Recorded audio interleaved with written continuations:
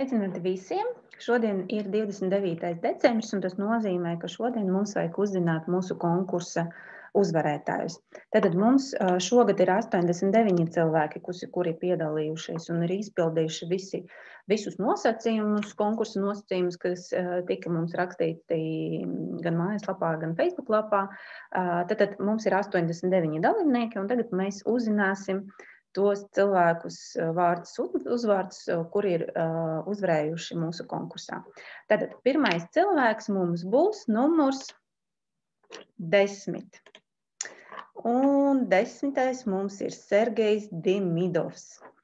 Nākamais uzvarētājs mums ir numurs 52. Un 52. numurs ir Tatjana Čertova.